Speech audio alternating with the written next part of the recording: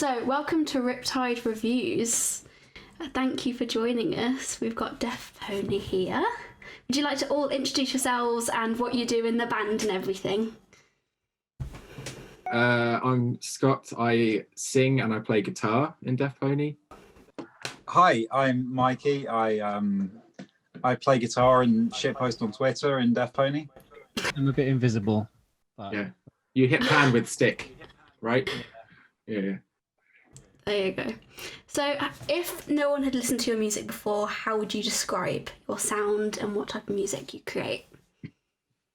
We're an alternative indie rock band with some pop stuff thrown in and some post-rock stuff thrown in, which is a very long, boring description, but... It's a very long way of saying we rip off Bombay Bicycle Club. Yeah. Yeah. So you love that, because I can see a lot of inspiration from that. Oh yeah, I can't help myself, and we keep stealing from them all the time. It's really annoying. I need to stop that at some point.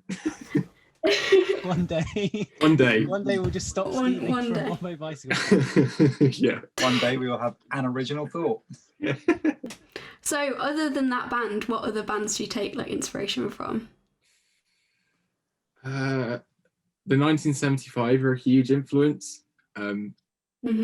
Some like American, like Midwest emo stuff, like American football and Turnover as well. And then like just other like little bits and pieces that come in every once in a while. We were listening to a lot of Beach House when we did the latest single. Which is quite a big influence for me. So individually, what is your music tastes? What sort of music do you like? Really Steve, you want to different. go first? Yeah. Well, okay, I'll go first. Well, mostly I'm into kind of 90s to mid 2000s new metal. Awesome. Yeah, it's quite niche, and doesn't really influence much of our music at all. But No.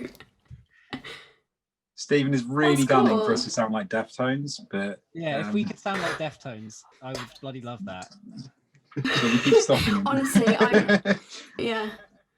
Joe just left. He's obsessed with Deftones. He's got a tattoo, which is the pony. Oh yeah. Oh. Yeah. Oh, cool. A man of class, I Yeah. see. Yeah. So linking to Deftones, obviously Deafpony. I know it's not the same, but how did you come up with the band name? Like, how did that happen? So the short story is we stole it from a beer. The long story, or the slightly longer story, is we stole it from a beer and then changed it. There was like there's this brewdog beer called Dead Pony Club, and when Scott and I were sending each other like demos way back in like 2017, we just started kind of naming the band Dead Pony Club, and then Scott was staying over at my place one evening, and it was like 3 a.m, and I cracked a really bad joke at him. So Scott's parents are both deaf, and Scott is fluent in sign language. So at like 3 a.m, I turned to Scott and I'm like, why be a Dead Pony Club when you can be a Deaf Pony Club? And somehow that stuck, and then we removed the club and made it all one word, because we're pretentious little shits. And the rest is history. Awesome. So how did you guys get together? What was the story behind that? Well, Mike and I have known each other for a long time because we're brothers. Scott, mostly Mike knew from local, like council organised classical music. Yeah. Musicians. The coolest place to be, a youth Yeah. orchestra, you know? Oh, cool. All the cool people hanging out there in years 7 to 9 or so. Definitely. Yeah. Yeah. Oh, awesome. And then you just sort of wanted to be in a band? Yeah. Scott had a spare ticket to like go see Muse back when we were like 14. And so I get like a call from him one day being like, I know we don't really know each other, but like I vaguely know that you really like Muse, and I also really like Muse, and I've got a spare ticket to go and see Muse. you want to go see Muse tomorrow? And I'm there like, yep, absolutely. They were like my favorite band at the time. And then we went, and that was kind of how we sort of became friends, bonded over our love of weird space rock. Yeah. And then we wouldn't stop talking about being in a band from 14 until now still. And they still haven't even stopped talking about Muse. No. No.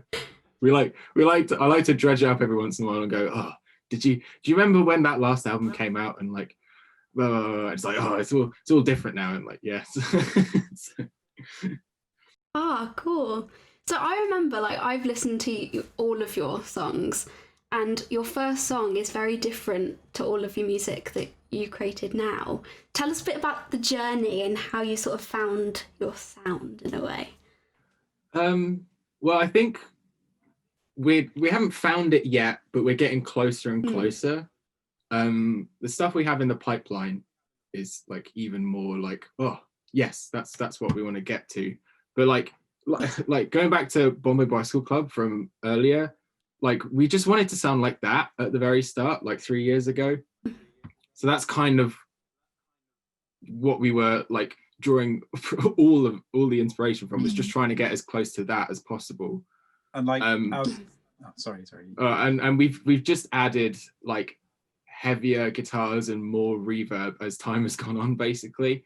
But like, yeah, it was very like kind of scrappy, like indie rock, and we just can't seem to get away from that whenever we try other stuff. So, and like the first kind of the first EP really, Scott kind of wrote a lot of that and pitched it to us as a kind of 85% complete thing, and kind of went, okay, this needs drums and like polish, but like here's kind of for almost complete demos. And that kind of kicked off the band, because we, like we said before, like we joked about being in a band together for a very long time, but like it was always kind of putting that first thing into play. Like we were playing like little local bands when we were like 16, but nothing would really much come of it. So Scott kind of took the lead on that and went, I've made this, it's almost complete, like let's start this thing, let's finally get this going. And then like as time has gone on, like it's now much more like collaborative, and it's not like him coming at us with an almost complete thing, it's like we're all actually writing together.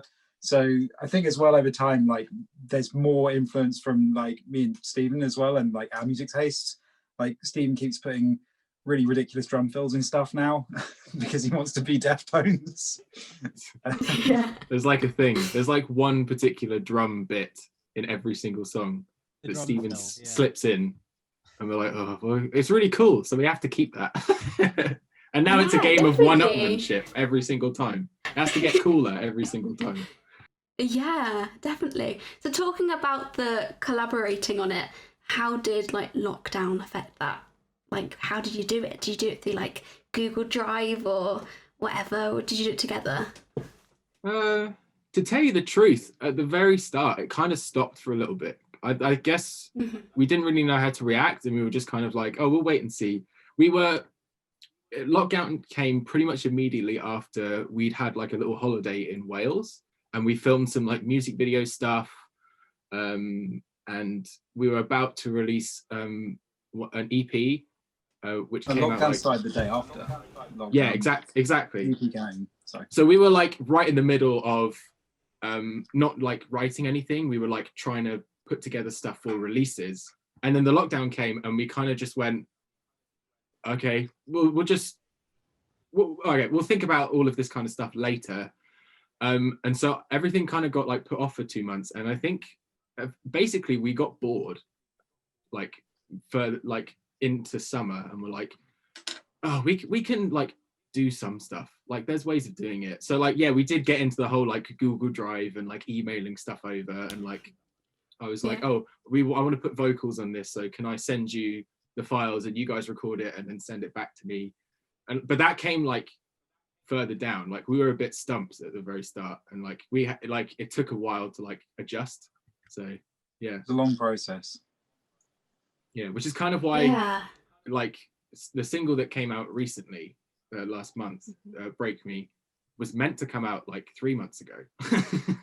But everything just got pushed back. So I think that's the way, isn't it, now, because of silly world at the moment. But how did you find, obviously, with your new single, creating like the music video? How was that? Obviously, when lockdown was lifted. That was a lot of fun. Yeah. We, like, the moment we got the news, like, that you'd be able to meet up indoors with people, pretty much, I think, like, the day it was lifted, we all, like... I think it was the weekend, I think, yeah, it was the weekend it was lifted. We all piled into, like, a shed, basically, to record it. And, like, we hadn't seen each other since the lockdown started, since, like, February. So it was, like, or March, whenever it was. So it was, like, the first time seeing each other in, like, months. And suddenly we were like, now we've got to record this thing. So it was a bit hectic, a bit chaotic, but... And it was a bit like, if we don't do this now, we don't know if there's going to be another lockdown. So we need to, like, sort this as soon as possible as well. So, yeah. Definitely. It was a bit weird having a bit of a break from being together and obviously doing music, because I bet that's really weird. It was a little bit like if you've ever had a friend that's like moved to a different country for a little bit and then they come back after a while and you're like, oh wow, it's so good to see you. It was a little bit like that, just because we couldn't see each other. There weren't like circumstances where we could meet up really, so it was a bit like, it's been so long, and it'd been like a few months. So yeah, I know. On my way back from work, like, I had picked up like some microphones off like Scott's doorstep, I think it was, to like record some vocal parts, and that was about as close as we got to like meeting up over almost 3 months. Oh, cool. So how do you feel, even though you did this through lockdown, do you think this is your best song to date? I would hope so. Yeah. I don't know. Yeah. I don't know if there's much value in doing it if we don't get better each time. But I think we are getting better each time. It's definitely the song that's had the best response. Yeah. Like by a country mile. Wow. So talking about like improving and going upwards, how did you find your fan base? How did that sort of happen, if you know? Just shitpost on Twitter a whole bunch. We just cracked jokes every day for like 3 years, and some people found it funny eventually. So yeah. No, I love your Twitter. Your Twitter's like the best. That's all Mikey. That's 3 years of work, right? Yeah. Yeah. But I'm gonna say something controversial. I liked when Stephen did a takeover. Yes. Because it was just random. It was just random pictures. Yeah, it was awesome. Yeah. So, like, as a band, what is like? So obviously you've talked about your influences and everything, but what do you think? Where do you want to go? Like, do you want to carry on with the same stuff, or are you wanting to try new things? What do you want to do? I'm going to speak like personally because I don't know how the others feel, but like I get a little bit anxious about like thinking too far ahead. I know where we are like an EP's time or like a couple of singles time, but I get like really anxious. Like I don't want to keep doing the same stuff. And every time I feel like we're getting in a rut, I feel like all of us kind of sense it, and then like we shift gears and something new happens, which is always fun. So yeah, moving forward, I'm like confident that like everything is going to keep getting better, but also like change just enough so that we don't get bored. I think all of us like the variance and changing stuff up. We don't like doing the same thing every like more than enough times, you know. And there are always new toys to play with. We've got like a whole host of stuff that we haven't even managed to use yet. Like at some point we'll work out how to use them and like make a song with them and all that. I'm getting really into synthesizers, so that will be a thing. Definitely. Scott assembled a whole like synthesizer rig that we could use live, and then lockdown happened and Oh, and then now this lockdown as well. Yeah. Hopefully you can use that then. We're really missing playing live shows. I think that's like the biggest letdown. It's just like we haven't, correct me if I'm wrong, we haven't played a show since December of 2019, right? Okay, yeah. We were due to play one the week lockdown started. Well, it was the week before lockdown started, but it got cancelled anyway because the headline band were coming from the Netherlands and got travel banned. Yeah. Belgium, I think. Yeah. Is it Belgium? Yeah. Sorry. Yeah. But like that has sucked. Is like just not being able to do any live stuff. And like we've all got big ideas for like we're playing like small venues. Like we can't do huge amounts, but like we want to like do more and more like stuff live, and like we just have had like a year off that we didn't ask for. it's been really frustrating. Have you found that your popularity have sort of like got bigger through lockdown because people are having more time to find more new music and stuff? Have you found that? I think existing like fans have definitely been more engaged. Like I think there's much more of a sense of community. Like we have a kind of a Discord where we do like we occasionally like play games or just like chat with anyone. By occasionally he means every week on Wednesday 8 p.m. Yeah, I see that on your Twitter. Yeah. plug. But yeah. But like you notice like a lot more people kind of giving it a lot more time, and I think that everyone in the entire kind of world has moved into much more and more online spaces, and I think that's kind of an effect of that. Is that, and also I think especially during lockdown, everyone just had a lot more time. Yeah. On the flip side, we had more time to put into like our online presence as well. So like it's both working at the same time. Yeah. So then when we're actually able to be out into the world and see music, then maybe you can get bigger gigs. Yeah. Maybe actually you can thank this. Maybe. That's what I'm low-key hoping for, is that like when if live music ever returns to the land, then like we might be able to like blag bigger shows that we weren't able to get before, just from like the kind of online growth that we've experienced throughout this whole thing. Definitely. Yeah, that's awesome. So what sort of games do you do on Discord? Because I have no idea even what that is about. We have to find games that can have like lots of people at once. Normally we have about 10 people. So we play, we've played things like Among Us has been like pretty popular on the internet recently.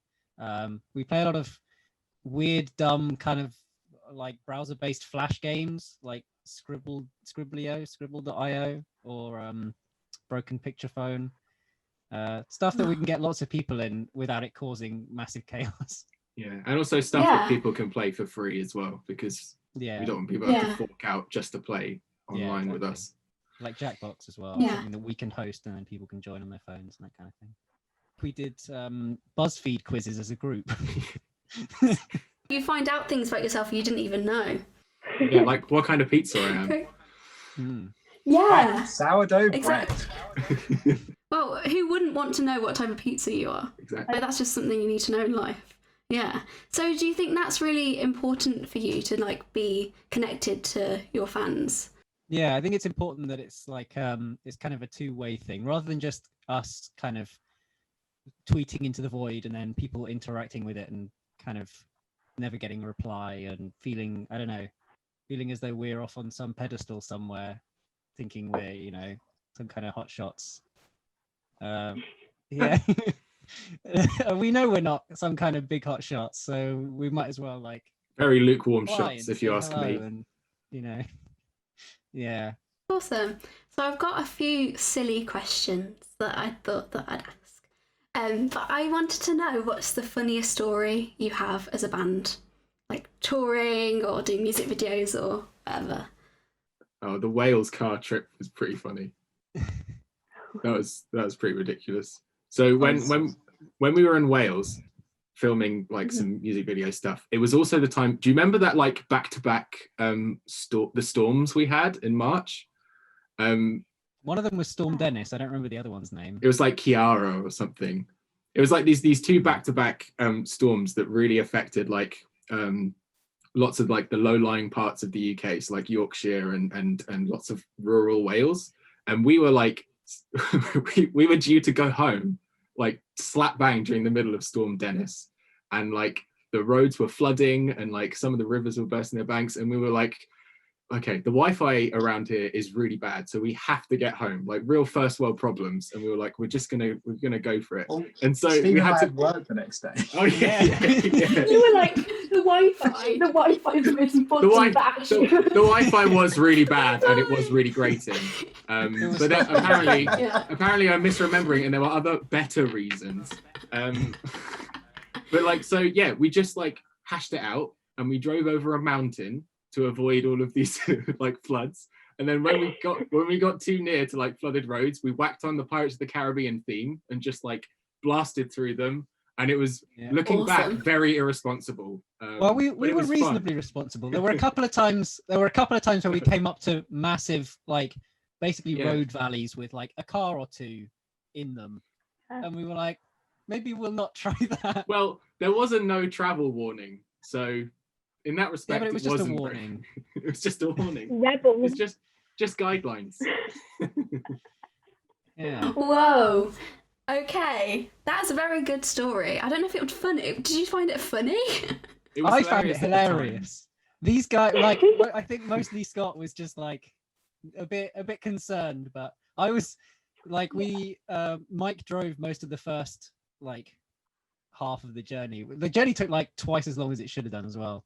But Mike drove about the first half, and I was sat in the passenger seat with the aux cord, like picking the music. We had some odd music choices, but Pirates of the Caribbean was well timed. It was kind of one of those things where it was such a long process, and it took such a long time that you could kind of only laugh about it to like get through it. Yeah, that type of thing. Yeah, definitely. Like, I give up. Let's have fun, because why? Like, we're stuck in a car. Might as well. Yeah, why not laugh about it? Yeah, sure. So I've got another question, which is, what's your guilty pleasure? It can be anything, like a game, like anything. I don't know if I really have any guilty pleasures. I'm fairly outward about most. We're just of like out there. Yeah. I don't want to like League. I like playing the drums. Yeah, I don't want to like deconstruct the question too much, but like, if I enjoy something, then like, is it really guilty? Yeah, I get what you mean. Yeah. I play competitive Yu-Gi-Oh. Yeah, you should feel guilty about that, to be fair. Yeah, okay, there you go. Thank you. You torpedoed my assessment of the situation. What did you say? I couldn't hear what you said. I play competitive Yu-Gi-Oh. What is that? I own a lot of Dark Magicians. Yeah. I'm just not in the world. It's a children's card game and associated series of anime. Yeah. Oh, anime. Okay, yeah, I wouldn't know that. Okay, cool. Okay, Oh, you've rescued us with that answer. I had a lot of merch for it. That's quite funky. That's a little funky necklace. Yeah, that's Wish.com's finest, I think. Yeah. So we've got 4 minutes left, but after like every interview, we want to ask someone their like recommended artists and stuff. So if you want to recommend like an artist that you like, and then one each or one as a band? Yeah, one each. Yeah, one each. Scott? It can be anyone. I just found The Weeknd's most recent album yesterday. After Hours, that's what it's called. That's really good. That slaps. Definitely listen to that. I'm going to steal lots of stuff from that for Deafpony from now on. So no, I'm not doing that. But it's really good. Definitely listen to that if you haven't already. I'm big into our mates in a band called Night Swimming. They're a really good band. Yeah, big up Lewis from Night Swimming. Yeah. Hi Lewis, if you're watching. Awesome. Well, okay. Recently, I've been listening to a fair amount of mid 2000s new metal French band Playmo, but I'm not going to recommend them because no one's going to like that kind of stuff. Okay, no, you can recommend them. That's fine. Instead, I'm going to recommend Gojira. Oh, sorry, I talked over you. I'm not a big fan of Gojira. Sorry? I talked over you. You got to say that again. Yeah. I'm going to recommend Loathe. They released an album and it's very good, and I listened to it. So Awesome. I think we've got 20 seconds left. Oh no. If we would time it down. I hate these Zoom calls where you're like, okay, bye. But yeah, it's been really, really nice to talk to you. Thank you so much for talking to me. Thanks for having It's been us. great. Thank you very much.